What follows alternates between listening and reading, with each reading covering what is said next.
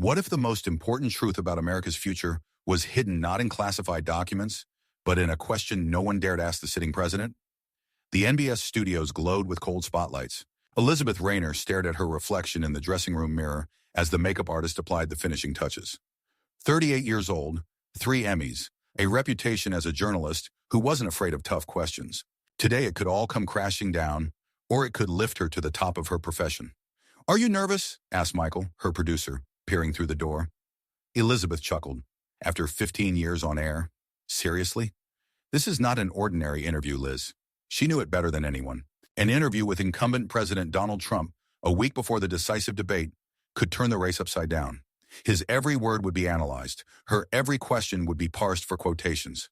Trump just called. Michael lowered his voice. He made a new condition. What other condition? Elizabeth tensed. We agreed on everything yesterday. He refuses pre-approved questions, no scripts, no pre-recorded questions, completely live conversation with no right to edit. The makeup artist froze with her brush in her hand. Elizabeth felt a chill run down her spine. He can't change the rules at the last minute. Maybe, Michael spread his hands. He's the president, and if we refuse, CNN will get the interview. Does Lewis know? She asked about the channel director. He's yelling at the lawyers now.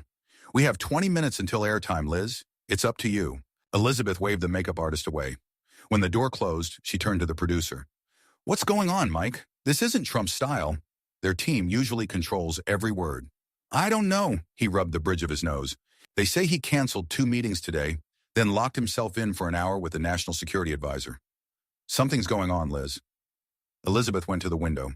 From the 20th floor of the television center, Washington looked like a toy. The Capitol, the White House dominoes in the hands of invisible players. Tell the lawyers we agree, she said decisively, but demand that the airtime be increased to an hour and a half. Lewis will kill me. Tell him the ratings will pay for everything. Michael left, and Elizabeth was alone. On the table lay a stack of carefully crafted question cards, the fruit of 3 days' work by a team of analysts. Now they were useless. What was Trump up to? Why was he changing the format at the last minute? Was this a trap or... A knock on the door interrupted her thoughts. Yes? Sarah Parker, the White House press secretary, walked into the room with a perfect smile and cold eyes. Miss Rayner, the president asked me to give this to you personally. She held out a sealed envelope. What is this? I have no idea. And, Sarah paused. The president asked me to say that today the mask will be torn off. All the masks. With that, she walked out, leaving Elizabeth with the envelope in her hands. Her fingers trembled slightly as she tore the thick paper apart. Inside was a single sheet of printed text. Elizabeth, the American people deserve the truth. Today, I'm going to break every rule in Washington. Be prepared for some shocking answers. Just ask honest questions. DT. And below, by hand, Peace, your career began by covering the truth about corporate scandals. Remember how important it was then not to back down? Today, the stakes are higher. Elizabeth felt her pulse quicken. Trump had mentioned her first major investigation, the pharmaceutical corruption scandal that had won her first Emmy. But how had he known about her doubts then? About her panic before the publication? It was a personal note, surprisingly human for a politician of her stature. The phone screen came to life with a message from Michael. Lewis agreed to an hour and a half. Trump is here. Elizabeth walked up to the mirror, looking closely at her reflection. She had always prided herself on her ability to read people, to see the true motives behind words. But today she felt like an actress whose script had suddenly been changed before she went on stage. Miss Rayner, 5 minutes until airtime. The assistant looked in. I'm coming. In the hallway, she ran into James Connors, the channel's director of information, a man feared by everyone from the rank and file to the board of directors. Elizabeth, his voice was like scraping metal. I hope you know what you're doing. Going live with the unpredictable Trump is playing with fire. Isn't that what we're supposed to be doing, James? Asking the hard questions? Seeking the truth?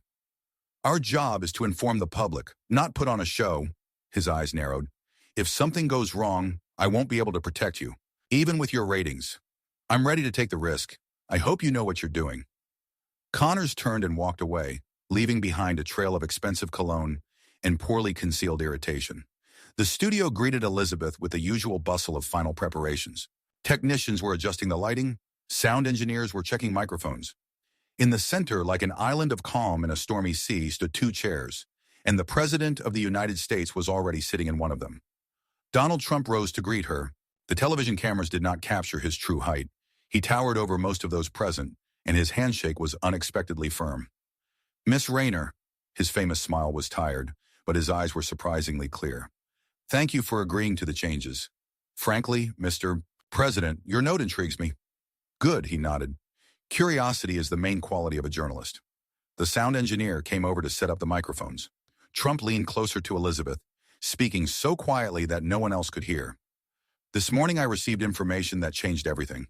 Washington is a shadow theater, Ms. Rayner, and today we will pull back the curtain together.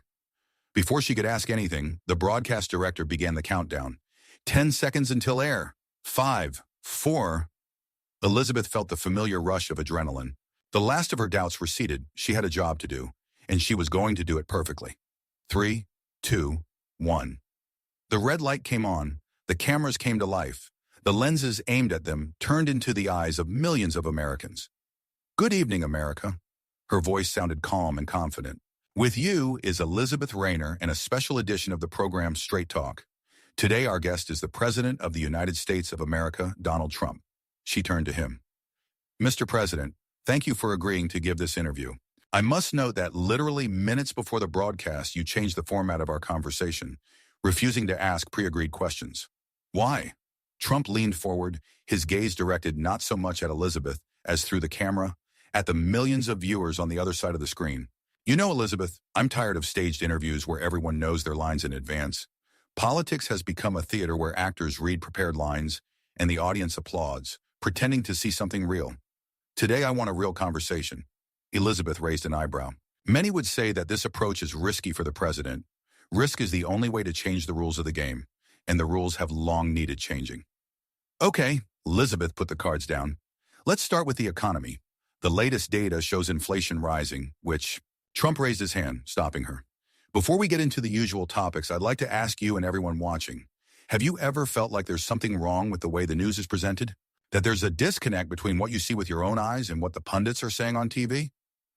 Michael's worried voice came through Elizabeth's earpiece. What the heck? Bring him back to economics. But she ignored the hint. Her journalistic instincts told her there was more to this than the usual campaign ploys. Are you talking about distrust of traditional media? This is not a new topic for you, Mr. President. I'm talking about something deeper. His voice became quieter but more intense. That economic indicators, international conflicts, even political crises are the tip of the iceberg, part of a larger plan. Elizabeth could feel everyone in the studio tense up. In her earpiece, Michael was practically shouting, "He's going into conspiracy theories. Stop it." Are you talking about some kind of conspiracy, Mr. President? She asked bluntly. I'm talking about a reality that most Americans feel, but can't put into words, that key decisions are not being made by those they elect, that there are forces behind the scenes of world politics that have no interest in the prosperity of ordinary people. He paused, looking at Elizabeth carefully. This morning, documents landed on my desk that confirm what I've suspected for years, about financial flows controlled by a small group of people, about market manipulation, about artificially created crises. Elizabeth heard Michael panicking and talking to the network's lawyers. But instead of dropping the dangerous topic, she asked the question that had been in her head. Mr. President, can you be more specific?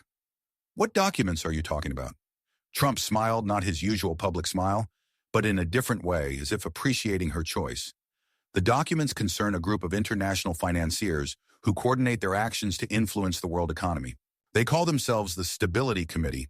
The irony is that their goal is not stability, but control. There was a dead silence in the studio. Everyone understood that the president had just said something unprecedented. I know how it sounds, Trump continued, like an internet conspiracy theory. But the difference is, I have evidence. Emails, bank transfers, meeting records, and most importantly, the names of the people behind it. Elizabeth felt her throat go dry. Out of the corner of her eye, she saw the network's director, Lewis, enter the studio, his face contorted with tension. And you are ready to name these names? Here now. Her voice trembled slightly. I am, Trump said simply. But first, I want the audience to understand the scale. This isn't just about rich people influencing policy. This is a system that's been built over decades. A system in which presidents come and go, but the real power remains in the same hands. He took a folded piece of paper from the inside pocket of his jacket. Here is a list of the people who make up the core of the committee.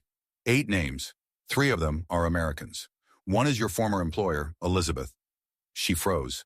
Before joining NBS, she worked for a media holding company owned by billionaire William Bristol. You claim that William Bristol, he is one of the key players. Yes. Trump nodded. A person who controls a significant part of the media in the country has a direct interest in shaping public opinion. Elizabeth felt the ground slipping from under her feet. Bristol was her mentor, the man who had opened the way for her to big-time journalism. Mr. President, this is a serious accusation that requires evidence. I agree. Trump handed her the folder his assistant had been holding. Here's some of that evidence. Take a look. Elizabeth opened the folder, and inside were email printouts, bank statements, transcripts of conversations. Her eye caught a conversation dated last month. Bristol had written to someone from an encrypted address. Operation Ascension is in its final stages. The crisis is set to erupt after the November elections, regardless of the outcome. Funds are secure. Media is prepared. Oh my God, she whispered. Michael's voice sounded almost hysterical in the earpiece. Lewis is demanding to stop the broadcast. The lawyers say we risk a lawsuit. But Elizabeth wasn't listening anymore. She was leafing through the documents, and with each page the picture became clearer. A plan to artificially create a financial crisis that would collapse the dollar and allow the committee to buy up key American assets for next to nothing. These documents, where did you get them? She asked, finally looking up. From someone inside the system. Someone who decided they couldn't keep quiet any longer. Trump spoke calmly, but his eyes were determined. But it's not the source that's important, it's the content. I ordered the FBI and the Justice Department to open an investigation this morning. That's why I'm here. Because the American people need to know the truth before the people I'm talking about cover their tracks. Out of the corner of her eye, Elizabeth saw Lewis gesticulating furiously, demanding that the broadcast be cut off. But she knew that what was happening now was too important. Mr. President, her voice took on a new firmness, if everything you say is true, then we are dealing with an unprecedented conspiracy against the American economy and democracy. Why have you decided to reveal this now, in the midst of an election campaign? Trump smiled, but there was no triumph in that smile. Only the weariness of a man who has been carrying a heavy load for a long time. Because time is running out. The committee plan is entering its final phase. In 3 days, a series of coordinated attacks on the financial markets was supposed to occur. An artificial collapse, panic, and then a scenario that we have already seen in other countries. Economic chaos, social upheaval, and then saviors who will propose a new world order. The president's words sounded like the plot of a Hollywood thriller, but the documents in Elizabeth's hand said otherwise. The dates, the amounts, the names, everything looked frighteningly real. For a second, there was absolute silence in the studio. Even the technical staff froze, realizing the historical significance of the moment. America deserves to know the truth, Trump continued, and today, the masks will come off. I will name all 8 members of the committee and explain the role of each, and then I will announce emergency measures to protect our economy and our national security. Elizabeth felt history unfold before her eyes. She didn't know what this evening would mean for the country, for herself, for everyone watching. But she knew one thing for sure, there was no turning back. In that case, Mr. President, she sat up straight in her chair, ignoring the panicked signals from the channel's management. I'm going to ask you the question that's on every American's mind right now. Who are these people and how far are they willing to go? Donald Trump's face filled the screens of millions of televisions across America. The camera caught his unreadable gaze as he began to answer Elizabeth's question. Who are these people? He repeated her question, pausing. These are not just rich people. Wealth is just an instrument of their influence. These are the architects of the system in which we all live. A system where freedom is an illusion and democracy is a decoration. Elizabeth felt her heart beat faster. 30 seconds ago, she had been the host of yet another political interview. Now she was witnessing an exposé that could change the country. First name, Trump said, looking directly into the camera. William Bristol, media mogul, philanthropist, a man hailed as a model of corporate conscience. He controls not only news channels but also social media through a complex system of investment funds. Bristol, the man who signed her first contract. Elizabeth felt a chill run down her spine. Do you have any concrete evidence of his involvement? She asked, trying to maintain a professional tone. More than specific, Trump took a document out of the folder. Here is the transcript of the meeting of the committee on September 17th. I quote Bristol's words, "Public opinion is the clay from which we mold the future.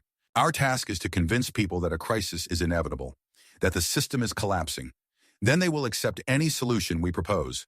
Elizabeth heard Michael's breathless voice in the earpiece. "Oh my God, Bristol is going to sue us. Lewis is furious. You need to change the subject." But she couldn't stop. Not now. "Mr. President, such statements require irrefutable evidence. A transcript alone is not enough." "I agree," Trump nodded. "That's why I have an audio recording. I gave the order to post it on the official White House website immediately after our interview. But that's just the tip of the iceberg." He opened the folder wider. Second name Eric Chang, head of the International Financial Alliance. In public, a supporter of free markets and an opponent of government intervention in the economy. In reality, a man who coordinates the actions of the largest hedge funds in manipulating markets. Elizabeth leafed through the documents feverishly. In front of her lay bank statements with astronomical sums. The dates of the transfers coincided with the major economic crises of recent years. "Do you see the dates?" Trump pointed to the documents. 3 days before each spontaneous market crash, there was a concerted action by these people. They knew what was going to happen because they planned it. "Go on," Elizabeth felt her throat go dry.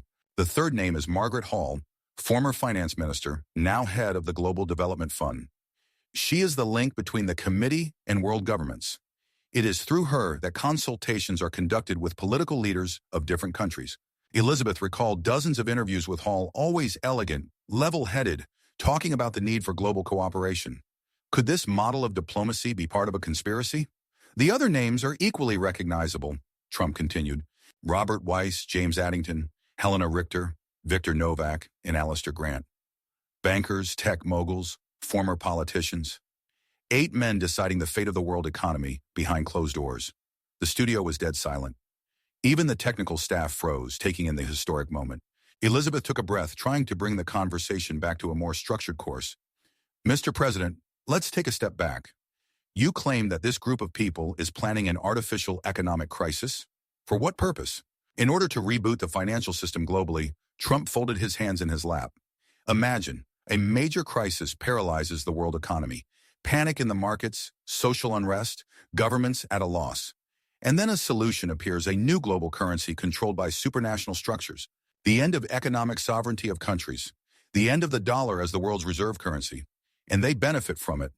Those who know what's going to happen," Trump concluded. "Those who have already transferred their assets into protected instruments. Those who designed this new system and will manage it." The channel manager's panicked voice came through Elizabeth's earpiece. "Cut it out. We can't air this. Commercial. Give me a commercial." But she took off the earpiece and placed it on the table next to her. This was not just her professional duty. This was the moment of truth. "Mr. President, if everything you say is true, how did they plan to carry out this crisis technically?" Trump smiled as if appreciating her determination. "Through the algorithmic trading system. Today, most market transactions are not carried out by people, but by computer programs. The committee has developed an algorithm that, when launched, will cause a cascading effect of sales around the world. Imagine dominoes. One domino falls, then a second, a third. In a few hours, the markets will lose trillions." Elizabeth noticed one of the camera operators turn pale and whisper something to a colleague. Tension was building in the studio. "And when should this happen?" 3 days, Trump replied. "On Thursday, right after trading opened in New York. But now their plan has been exposed. I have ordered the Treasury Department and the Federal Reserve to take emergency action. Trading on major exchanges will be temporarily suspended for a security audit." "The halt in trading could cause panic in itself," Elizabeth noted. "Less than a total collapse of the system," Trump countered. "Sometimes you have to take a step back to avoid falling into the abyss." Elizabeth knew this was no longer a normal interview. This was a historic statement being made live on air. She tried to bring the conversation back to standard topics. "Let's talk about the current economic situation. The latest data shows rising inflation." "Inflation is just a symptom," Trump interrupted. "You're asking about the patient's temperature when I'm telling you he has a terminal illness. Let's call a spade a spade. We live in an economic system that no longer serves the interests of the majority. It has become an instrument for concentrating wealth and power in the hands of a few." Elizabeth saw Lewis, the network's director, pacing furiously behind the cameras, making signs for her to go off air. But she couldn't. Not now. "This sounds like populism, Mr. President.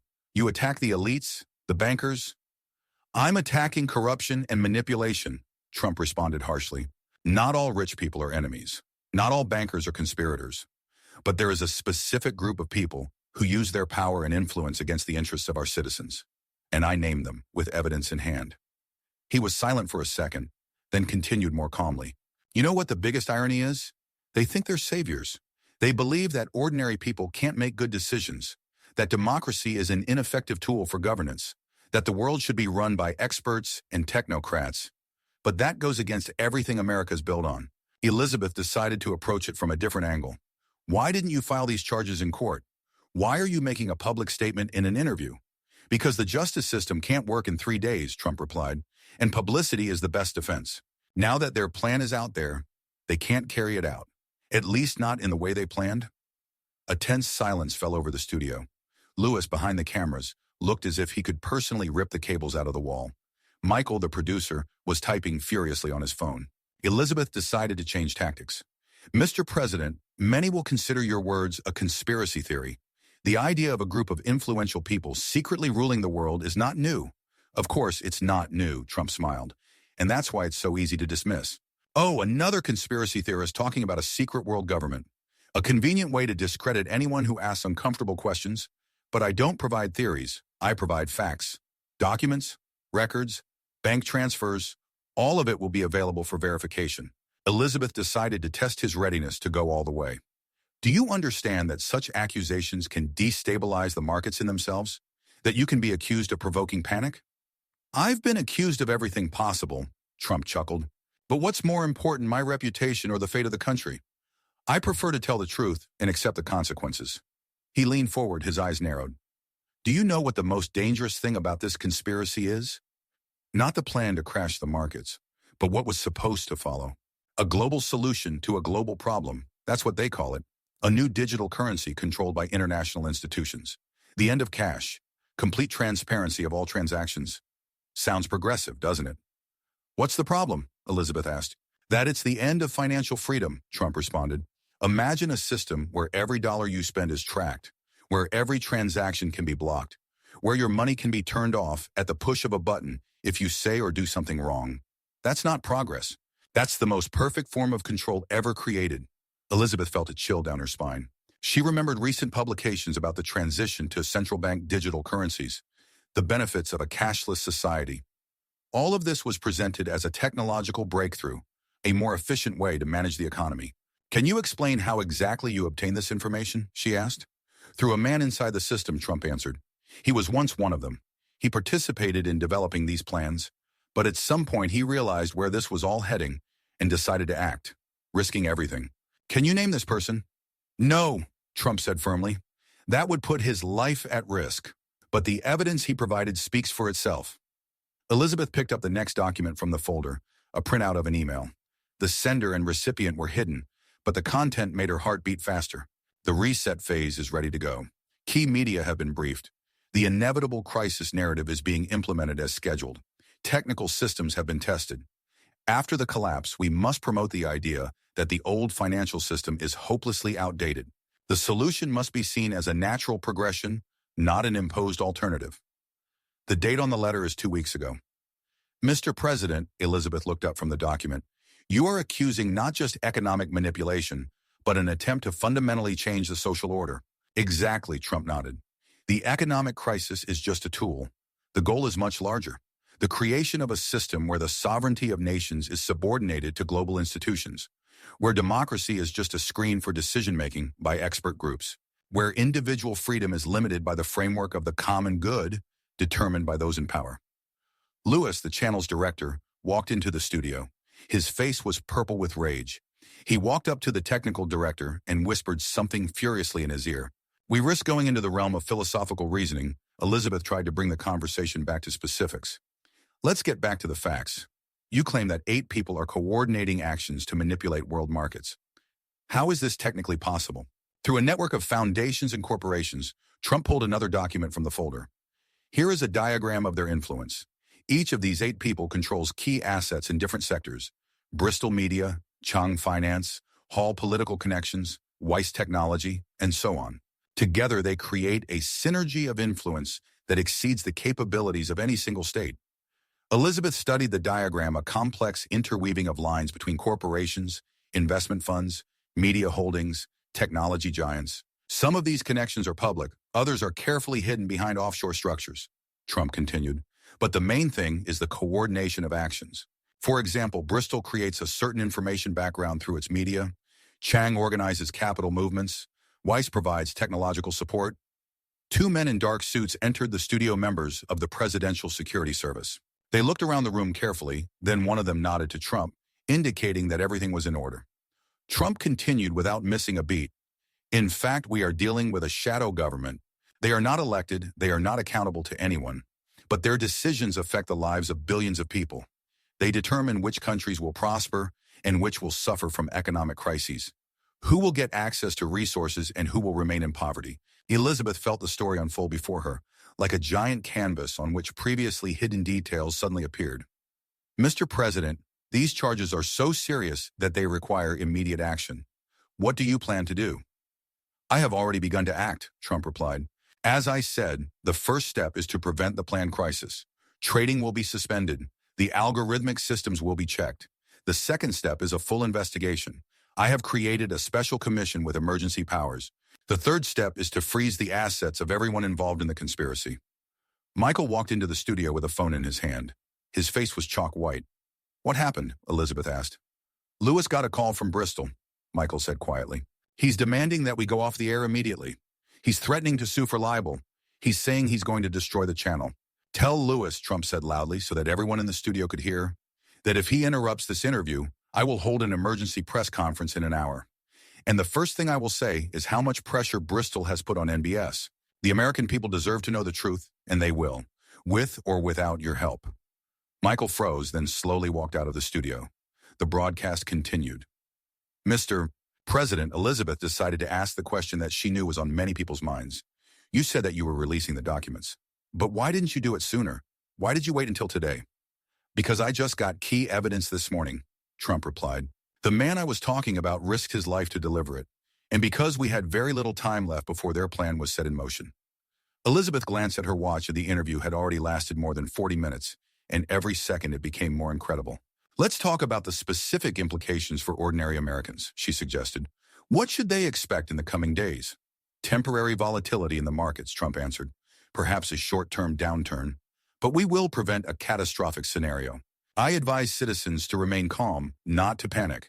All bank deposits will remain protected. The American economy is strong when we act together. The studio was in turmoil again. Lewis himself appeared behind the cameras, his face contorted with anger. He pointed to his watch, indicating that time was up. Our time is coming to an end, Mr. President, Elizabeth said. What is your final word to the American people? Trump sat up straighter in his chair. His voice became deeper, more confident. Throughout history, there have been moments when people have had to stand up and defend their freedom from those who would take it away. Today is such a moment, not for violence or panic, but for awareness. To understand that our way of life is threatened not by external enemies, but by those who have spent decades building a system of control from within. He paused, looking straight into the camera. I ask you to be critical of everything you hear in the news in the coming days, especially attempts to discredit the information I have revealed today. Study the documents for yourself, draw your own conclusions, and remember, ultimately, power belongs to the people, not to the bankers, not to the media moguls, not to the secret committees, but to you, the American people. Thank you, Mr. President, Elizabeth began, but Trump raised his hand to show he was not finished. And lastly, he said, looking at Elizabeth, I want to thank you for your courage. You could have interrupted this interview. You could have changed the subject. But you chose the path of a journalist in the true sense of the word, the path of seeking the truth, no matter what influential people it affects. There was silence in the studio. Elizabeth felt all eyes on her. It was a moment of choice to remain professional or to give in to emotion. I'm just doing my job, Mr. President, she said finally. But I have one more question. You name the members of the committee, but who is behind them? Who created this structure? Who came up with the idea? Trump looked at her carefully, his eyes narrowing as if he were assessing whether she was ready to hear an answer. You ask the right question, he said slowly. The committee is just the executive level. Above that, there's another decision-making circle. People whose names are rarely mentioned in public. People who have built this system over decades, outliving many presidents and governments. Do you know their names? Elizabeth asked breathlessly. I know, Trump nodded. And now I'll name the main one. At that moment, Lewis's voice came through the earpiece Elizabeth had placed on the table, so loud that she could hear it. Interrupt the broadcast, immediately! The technicians behind the cameras glanced at each other, but no one moved. Everyone was caught up in the moment of a historic revelation. Trump, noticing the hesitation in the team, continued. The main architect of this system is a man who is considered by many to be a philanthropist and a visionary. His name is Robert Stern. He rarely appears in public, preferring to act through intermediaries and foundations. But it was he who developed the concept of global financial reorganization 40 years ago. Elizabeth winced. Robert Stern was a legendary figure in the world of finance, a man about whom almost mythical stories circulated. His name was spoken with reverence in the corridors of power. His charities financed projects all over the world. "You're accusing one of the most respected people on the planet of a global conspiracy?" she asked, not hiding her shock. "I'm stating a fact," Trump said firmly. "The documents I received are irrefutable." Stern's personal emails from the 1980s detailing his plan to create a global financial system under central control. Records of his meetings with central bankers. Memoranda sent to selected world leaders. This is not theory. These are facts. Lewis ran into the studio waving his arms. "That's it. The interview is over. Turn off the cameras." But the cameramen didn't move. One of them even shook his head, not taking his eyes off the viewfinder. "You don't understand," Lewis hissed. "Bristol is calling personally every 2 minutes. He says we're destroying the channel. Maybe it's time to consider who really owns this channel, Mr. Lewis," Trump said calmly. "The American people or your patron?" Lewis's face twisted in rage. You have no right. I am the President of the United States." Trump sat up straight in his chair. "And it is my duty to protect the interests of this country from any threats, foreign or domestic. Today, I am fulfilling that duty." Lewis knew he had lost. He turned and walked out of the studio, slamming the door behind him. Elizabeth took a breath and returned to the interview. "Mr. President, if everything you say is true, we are on the brink of an unprecedented crisis of confidence. How should the people respond?" "Vigilance, but not panic," Trump replied. "I'm not calling for chaos. I'm calling for awareness. Understanding that freedom requires constant defense, that democracy is not a given, but an ongoing process. In the coming days, you will see a massive campaign to discredit everything I said today. Experts will be brought in to explain why none of this can be done. Bristol-controlled media will launch a face-saving operation. But the truth has been told, and the internet remembers. Study the documents I'm about to publish. Ask questions. Don't let anyone, not even me, tell you what to think." Elizabeth felt like her life would never be the same again. Everything she believed in as a journalist, all the rules of the profession, all the unspoken boundaries, all of it had been swept away in 1 hour of live broadcasting. She glanced at her watch. The interview time was up, but it felt like something much bigger had expired. The time of illusions, perhaps. A new world lay ahead, a world where truth had become a weapon, a world where the boundaries between power and media, between information and manipulation, were no longer blurred, but mercilessly exposed. And she, Elizabeth Rayner, had just become one of the main characters in this new reality. "The American people are going to see a massive campaign to discredit everything I said today," Trump continued, speaking directly to the camera. "They're going to tell you the president is crazy, that the documents are fake, that the economy is fine. Don't believe it." Elizabeth felt the interview reaching its climax. There was more going on here in the studio than just a conversation with the president. This was a moment of truth, a rare occasion when the veil of illusion and propaganda was lifted to reveal the real workings of power. "Mr. President," she leaned forward, "if what you say is true, then it means that democratic processes in the country and the world are just a facade. That real decisions are made not by elected representatives of the people, but by a group of non-public figures." "Exactly," Trump nodded, his eyes showing absolute conviction. "For years we were told about globalization, integration, open borders as the path to prosperity. In reality, it was the path to creating a system where national governments lose control over key decisions, where power is concentrated in the hands of a small group of people who are accountable to no one." Behind the cameras, Lewis gestured to end the interview. But Elizabeth ignored his signals. The earpiece she had removed earlier now only echoed in hushed, panicked voices. "You mentioned Robert Stern as the main architect of this system. Many consider him a philanthropist, a benefactor, a man who donates billions to fight poverty and disease. The perfect cover, isn't it?" Trump inclined his head slightly. "What's the best way to hide your true intentions? Behind the mask of a benefactor, behind the smile of a philanthropist, behind beautiful words about saving the planet." He took one of the documents from the folder and handed it to Elizabeth. "Here is a memorandum written by Stern in 1983. I quote, 'Democracy in its current form is an ineffective mechanism of governance in an era of global challenges. A transition is needed to a system where key decisions are made by expert groups, free from populist pressure and short-term electoral cycles. Elizabeth studied the document, printed on letterhead bearing the Stern Foundation logo. The signature at the bottom looked authentic. "It's astonishing," she finally said. "It's essentially a declaration of the need to abandon democratic principles in favor of technocracy." "A technocracy controlled by the financial elite," Trump said. "But that's just the beginning. Look at the document from 1998. He handed her another paper, a report on prospects for digitalization of the financial system.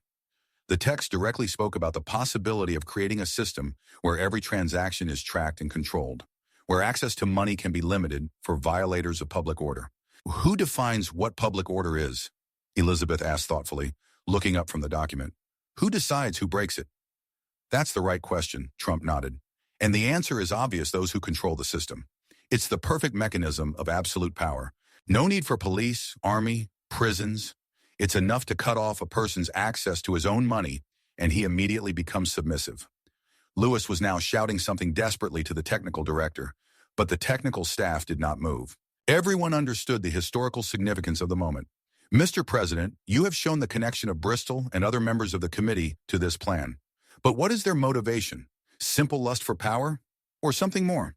"They truly believe that they are making the world a better place." Trump looked thoughtful. "That's the scariest thing. They don't see themselves as villains.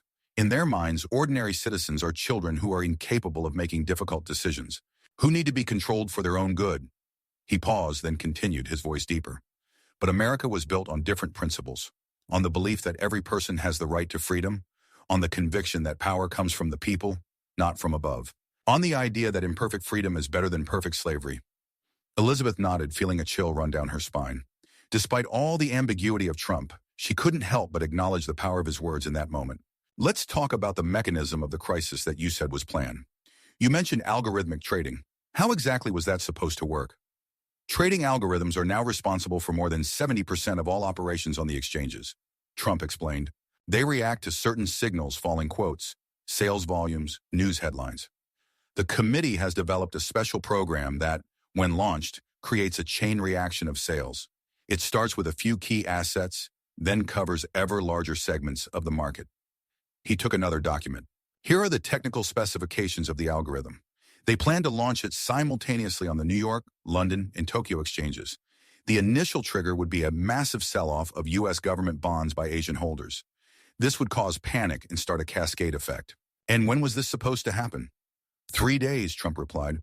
"On Thursday, at the opening of trading. But I have ordered a temporary suspension of the exchanges for a technical check. That buys us time."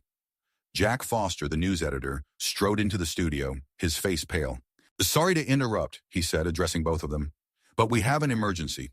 The Tokyo Stock Exchange just dropped 12% in the first minutes of trading. Shanghai and Hong Kong are also falling rapidly." Trump sat up straight, his gaze hard. "They launched the algorithm earlier," he said. "They realized I had uncovered their plan and decided to act immediately." "But how?" asked Elizabeth. "But you said you gave the order to suspend the trading?" "On American stock exchanges," Trump explained. "I can't control Asian markets. They are using globalization against us. They are causing panic in Asia, which will inevitably spread to Europe, and then to us." Foster was still standing nearby, shifting nervously from foot to foot. "There's one more thing," he said. "The White House website is under attack. The documents you posted an hour ago are gone. The IT department is reporting a massive DDoS attack." Trump nodded as if he expected this. "They are trying to block the information, but it is too late. Thousands of people have downloaded the documents. They are spreading across the network like wildfire." He turned to Elizabeth, his gaze growing more intense. "That's why this interview is so important. It shows Americans that what is happening is not an accident, not a natural disaster, but a planned attack on our financial system, on our freedom." "Mr. President," Elizabeth looked at him carefully. "What are you going to do next? How can we stop this process if it has already started?" Trump folded his hands in his lap, his posture exuding confidence and determination. "I have already launched countermeasures. First, a complete freeze on the assets of all members of the committee. Their accounts, investments, real estate, everything is seized. Second, emergency powers for the Fed to stabilize the markets. Third, an international investigation involving allies. I have already spoken with the leaders of key countries. Many of them are also under attack. What about Stern and the others? Will they be arrested?" We live in a state governed by the rule of law, Trump replied. You can't just arrest someone, even if you have evidence that they're involved in a conspiracy. You have to follow procedures. But I assure you, justice will be done. Faster than most people expect. At that moment, Lewis's assistant literally burst into the studio, out of breath. Sir, Mr. Bristol is calling you urgently. He is furious. He says that if the interview is not interrupted immediately, he will do everything to ensure that the channel loses its license. Lewis, who had been standing behind the cameras with the air of a man watching a disaster, walked to the edge of the set. That's enough. We're going off the air right now. Jim, turn off the cameras. The technical director hesitated, looking from Lewis to the president. You have no right to interrupt an interview with the president at the whim of your boss, Trump said calmly, without turning to Lewis, especially when that boss is the subject of an investigation into market manipulation. What? Lewis looked like he'd been hit. What investigation? The Justice Department opened an investigation this morning, Trump said, finally turning to the network's director, against all 8 members of the committee, including your patron Bristol. By interrupting this interview, you risk becoming an accomplice. Lewis turned even paler. He opened his mouth but no words came out, then turned and walked quickly out of the studio. The assistant, looking around in confusion, hurried after him. Elizabeth took a breath and returned to the interview. Speaking of the media, Mr. President, how do you think the mainstream news channels will react to your revelations? Total silence, Trump replied without hesitation. Or more likely, a smear campaign. You'll see a parade of experts explaining why everything I've said is the ravings of a madman. Economists linked to big banks will insist there is no algorithm. Political scientists will talk about my paranoia and populism. But there are documents, evidence, which they will try to present as fakes, Trump nodded. In an hour, experts will appear on the air, ready to swear that the signatures are forged, the dates do not match, the vocabulary does not match.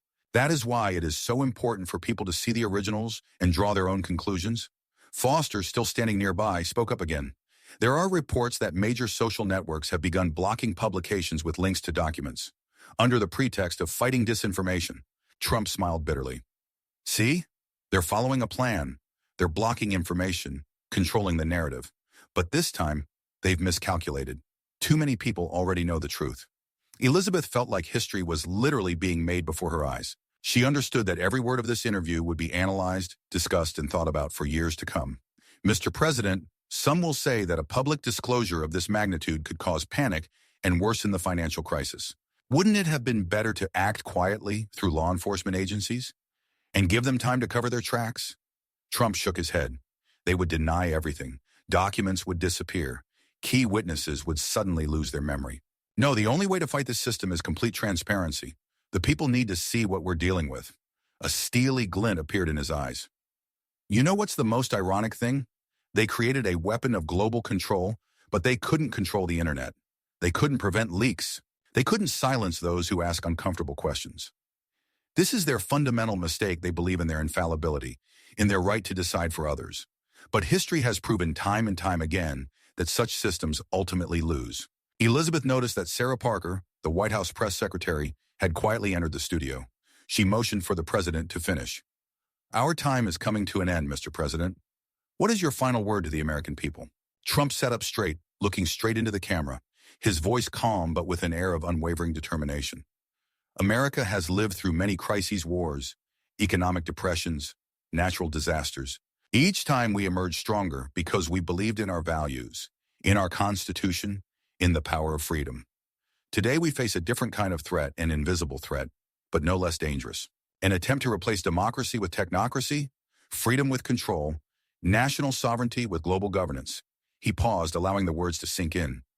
I urge you not to panic, but to be vigilant. Not to be afraid, but to be determined.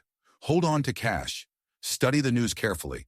Ask questions, and remember, power ultimately belongs to the people. Not to the bankers, not to the billionaires, not to the technocrats, but to you, the American people. And I will do everything in my power to protect that power from those who would usurp it. Elizabeth nodded, feeling goosebumps run across her skin. Thank you, Mr. President, for this frank interview. Thank you, Ms. Rayner. Trump stood up, for letting the truth out, for reminding us what real journalism should be. The cameras turned off. Trump shook Elizabeth's hand and, followed by Secret Service agents, headed for the exit. But before he left the studio, he stopped next to her and said quietly, "Be careful. What we did today will change the world." They won't let it go. I know, Elizabeth replied just as quietly, but the truth is worth it. As the president left, a strange silence fell over the studio. The technicians stood motionless, as if trying to process the significance of the moment. Michael approached Elizabeth, his expression a mixture of admiration and apprehension. Do you realize what you just did? He asked. My job, Elizabeth answered, but then added, perhaps the most important job of my life. At that moment, a message came to her phone. She looked at the screen and froze. It was from an anonymous sender, just one line. They are already coming for you. You have an hour. The documents and interview are saved here. Below was an address in Brooklyn. Elizabeth showed the message to Michael. Do you think this is a trap? He asked. I don't know, she answered honestly. But if Trump is right, and the committee really does control the major media, they will do everything to make sure this interview never sees the light of day again, which means we really don't have much time. Loud voices could be heard outside the studio doors. Someone was shouting, demanding immediate access. Channel security. Michael glanced at the door. I bet Lewis ordered them to confiscate all the tapes. Then we have to go, Elizabeth said firmly. I don't know what we've gotten ourselves into, Mike, but I do know that this is just the beginning. The usually busy streets of Manhattan now seemed alien and hostile. Elizabeth and Michael walked quickly, constantly looking back, lost among the evening passers-by. There were about 20 minutes left on foot to the meeting place indicated in the anonymous message. They decided not to take a taxi, too many cameras on the city streets, too many opportunities for surveillance. The Wall Street Journal just published an article, Michael said, looking at his phone. Quote, President Trump's unsubstantiated claims of a global financial conspiracy have rattled markets. Experts are calling the allegations baseless and irresponsible. It started, Elizabeth nodded. Look at other sources. Michael swiped his finger across the screen. CNN. Trump makes shocking allegations against financial elite without providing hard evidence. MSNBC. Psychologists worried about paranoia in president's comments. My God, they're acting exactly like he predicted. What about the markets? Asian bourses in free fall. Tokyo 18%, Shanghai 22%. Europe opens in an hour, but futures show disaster. Elizabeth bit her lip. It was happening just as Trump had said. An artificial crisis was unfolding right before their eyes. Are we being followed? She asked without turning around. 2 men in dark clothing have been following us since we left the canal building, Michael replied calmly, keeping their distance, but not falling behind. Are you sure this isn't paranoia? I'm sure. I spotted them when we turned onto Fifth Avenue. They were taking the same route as us, including the wrong turn. Elizabeth took a deep breath. This was more serious than she thought. Someone really did want to silence them. We need to get away from them. There's a subway station up ahead, Michael pointed out. We can go down, pretend to board a train, and then quickly exit through the other exit. Good plan. They quickened their pace, blending into the evening crowd of people hurrying home. They went down to the subway, bought tickets, and passed through the turnstiles. The platform was crowded, an ideal place to get lost. They came down after us, Michael whispered, by the north stairs. There's an emergency exit, Elizabeth nodded in the opposite direction, used in case of an evacuation. Let's go. They moved quickly along the platform, weaving around groups of waiting passengers. The approaching train provided perfect cover as the doors opened and people began to get in and out. Elizabeth and Michael slipped to the emergency exit and pushed the door open. Luckily, it was unlocked. A few minutes later, they were already on a parallel street, confident that they had lost their pursuers. Call your ex-girlfriend, this Sandy, Elizabeth said. We might need her help. Michael took out his phone, but then stopped. No, if they're monitoring our conversations, we'll lead them straight to her. You're right, Elizabeth nodded. Then all we can do is follow the address in the message and hope it's not a trap. 15 minutes later, they were standing in front of a nondescript building in Brooklyn. A former industrial loft now converted into offices and studios. The guard at the entrance looked them over carefully, then nodded at the list of visitors. Names? Elizabeth hesitated. The message hadn't given any instructions on how to get inside. Rayner and Connolly, she finally said, using her real name and Michael's. The guard looked at the list, then looked up. You are not on the list. Listen, Elizabeth lowered her voice. We got a message to come here. This could be a matter of national security. I don't care, it's a matter of intergalactic diplomacy. The guard shook his head. Not on the list, no entry. At that moment, a young woman approached the guard with a tablet in her hands. She said something quietly to him. He raised his eyebrows in surprise, then nodded and stepped back. Come on in, he said. 5th floor, Studio 507. Elizabeth and Michael exchanged glances but decided not to ask questions. They were silent in the elevator as they rode up, both lost in their own thoughts. Studio 507 was a small but well-equipped space. Modern technology, several computers, professional lighting. In the center was a table with 6 monitors, behind which sat a young man with tousled hair. He turned when they entered. "Finally on," he said, standing up. "I'm Alex, and I loved your interview with Trump, Ms. Rayner. Historic." "How did you know we were coming?" Michael asked, looking around warily. "Trump warned us," Alex simply replied. "Well, not us specifically, but several independent media outlets around the country.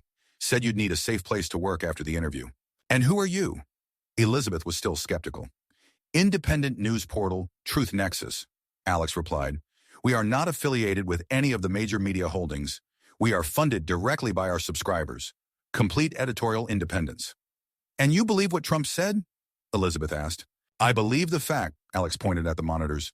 "And the facts say that something very strange is happening with the world markets. Asian stock exchanges have collapsed for no apparent reason.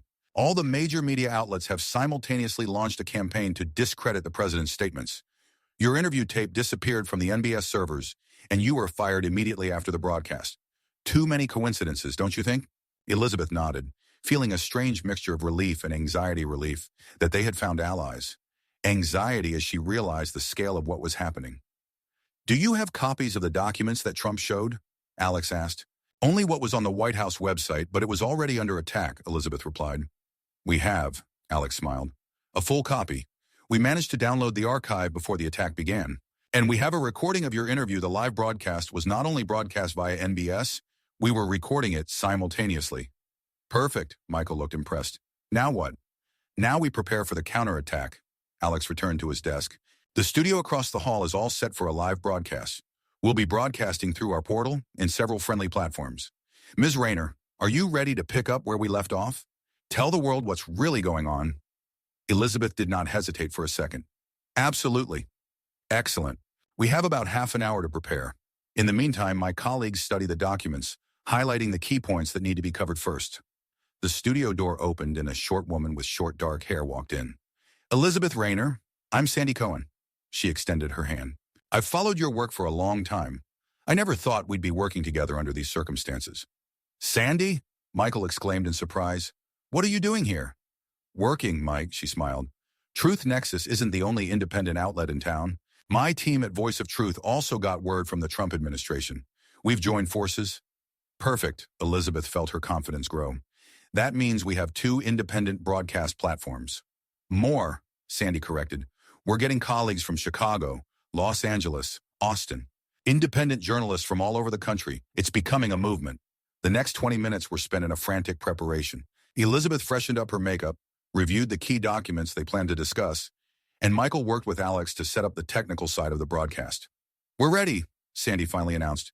"We're on air in 5 minutes." Elizabeth sat in front of the camera, feeling the familiar rush of adrenaline. But this was different. Not the opulent NBS studio, but a modest space in Brooklyn. Not the millions of viewers of the main network, but an unknown number of independent viewers. But somehow she felt more real, more honest than ever. "Live in 3, 2, 1. Alex gave the signal. "Good evening, America. I'm Elizabeth Rayner," she began, looking directly into the camera. "A few hours ago, I conducted an interview with President Trump in which he made unprecedented claims about a secret cabal of financiers plotting a global economic meltdown. Several strange events occurred after that interview. The tape disappeared from the network's servers, I was immediately fired, and the Asian markets began to unexpectedly collapse just as the president predicted." She paused. "Today I will speak to you not as an NBS presenter, but simply as a journalist, true to my duty to the public. I will show you the documents that were presented by the president, and I will explain why what is happening now in the financial markets is not an accident, but a carefully planned operation." The first documents appeared on the screen transcripts of the committee meetings, bank transfers, and media asset ownership schemes. As you can see, all the country's major media holdings are controlled by a small group of people connected to the committee. That is why you will not see this conversation on the main channels. That is why they are so desperate to discredit the president's words. She moved on to documents describing the mechanism of the artificial financial crisis. "This is an algorithm that was launched today on Asian exchanges. It creates a cascading effect of sales that causes panic and collapses the markets. But the worst thing is not that. The worst thing is what will happen after the crisis. Documents about plans to introduce a global digital currency appeared on the screen. After the collapse, we will be offered a solution, a new financial system where every transaction is tracked, where your money can be frozen at the click of a button, where your financial freedom is entirely dependent on those who control the system. At that moment, one of the technical specialists ran into the studio. "We are under attack. DDoS attack on all servers. They are trying to block the broadcast." "Switch to backup channels," Alex said calmly, not looking up from the monitors. "Activate the mirrors." "See? They're trying to silence us," Elizabeth said to the camera. "But the truth is stronger. Today we're at a turning point in history. This isn't just a financial crisis at stake. It's the future of freedom, democracy, national sovereignty." Messages flashed on the computer screen. Alex quickly scanned them. "Wow," he said. "The European Central Bank just announced emergency measures. They're freezing all transactions involving the funds you described as part of the committee. Russia, China, and India have issued a joint statement launching an international investigation into financial market manipulation." "Trump has engaged the international community," Elizabeth nodded.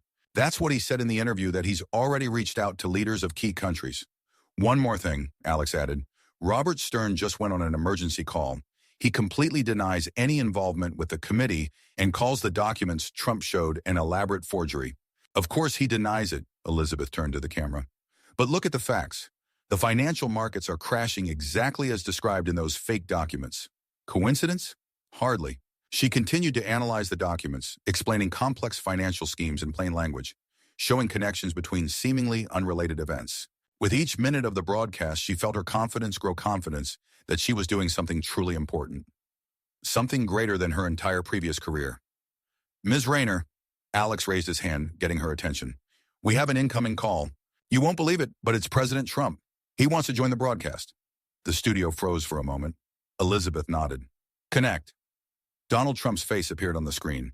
He looked tired but determined. "Ms. Rayner, I am glad to see you continue to fight for the truth," he said without preamble. "We are short on time, so I will be brief. I have just signed an order freezing the assets of all members of the committee in the United States. The Justice Department has launched a formal investigation. We are also working with international partners to block their activities around the world." "Mr. President, what are the chances of stopping the financial crisis if the algorithm is already running?" Elizabeth asked. "We can't completely prevent the turmoil," Trump answered frankly, "but we can minimize the damage. The Federal Reserve is injecting liquidity into the markets. Other central banks are doing the same. We're buying time. What about the media campaign against you? All the major channels are already calling your statements irresponsible and baseless." "Let them talk," Trump chuckled. "Facts speak louder. But I want to take a moment to speak directly to the American people." He turned to the camera, his gaze becoming more focused. "American citizens, what is happening now is not an ordinary economic crisis. It is an attempt to fundamentally change our way of life, to replace freedom with control, democracy with technocracy. But I promise you, we will not let it happen. In the coming days, you will see a mad campaign against me and against those who help spread the truth. You will be told that this is all a fabrication, a conspiracy theory, that markets are falling for natural reasons. Do not believe it. Study the facts, ask questions, and remember ultimately the power belongs to you, the people, not them." At that moment, the connection with the president was interrupted. The screen went black. "What happened?" Elizabeth asked. "Connection lost," Alex replied, trying to reconnect. But after a few seconds, it became clear that it would not be possible to restore the connection. "Okay, moving on," Elizabeth turned back to the camera. "As you just heard, the president is taking emergency measures to stabilize the situation. But the fight is just beginning." Sandy ran into the studio. "Check this out," she said, holding out a tablet. On the screen was a breaking news report from CNN. "The Justice Department has seized the accounts and assets of William Bristol and others in what is known as the committee case. Experts are calling it an unprecedented abuse of power by the administration. They call the fight against financial terrorism abuse of power." Elizabeth shook her head. "A classic example of manipulation of public opinion." "One more thing," Sandy added. "Robert Stern has just announced an emergency global stability summit. He's inviting G20 leaders, central bankers, and leading economists to discuss rational measures to prevent a global crisis." "They're moving to Plan B," Elizabeth realized instantly. They couldn't implement the original scenario because of Trump's intervention. Now they're trying to legitimize their actions through a global summit. "Exactly," Sandy nodded. "They'll be pushing the same idea of a digital global currency, but as an international decision made democratically." A stroke of genius, Elizabeth was forced to admit. But now we know their plan, and we can expose it. She turned back to the camera. America, watch this global stability summit. Everything they're proposing, cash controls, bank withdrawal limits, the move to digital currency, is all part of the plan President Trump has been talking about. They're just changing the packaging, but the content is the same. At that moment, an assistant approached Elizabeth and handed her a note. After reading it, Elizabeth froze for a moment, then slowly raised her eyes. It has just been revealed that the Federal Bureau of Investigation is searching the offices and residences of all 8 members of the committee, including Robert Stern's mansion. According to preliminary information, an encrypted data server was found in Stern's home that could have been used to coordinate market manipulation activities. She paused, giving the audience a chance to absorb this information. Events are moving fast. We will continue to keep you informed of all the news, but now I want to address you not as a journalist, but as a citizen. What is happening today is not just a financial crisis or a political scandal. This is a moment of truth for our democracy. Elizabeth looked straight into the camera, her voice deepening and more confident. There have been moments throughout history when ordinary people have had to make a choice to stand aside or to act. I think this is one of those moments. We can let a small group of people decide our destiny, or we can take it into our own hands. We can accept a system where freedom is an illusion, or we can fight for real freedom. The choice is yours. New messages appeared on the monitor next to her. Alex quickly scanned them. It's unbelievable, he said. Our broadcast has over 5 million views, and that's just on our platforms. People are reposting, downloading, sharing. They can't shut us down. Of course they can't, Elizabeth smiled, because the truth is stronger than a lie. Always has been and always will be. At that moment, the studio door swung open. 2 men in dark suits stood on the threshold, the same ones they had assumed had been following them outside the Channel building. Federal Bureau of Investigation, one of them said, flashing his ID. Ms. Rayner, we need your help. Everyone in the studio froze. Elizabeth stood up slowly. My help? Yes. The agent stepped closer. The president just instructed the FBI to ensure your safety.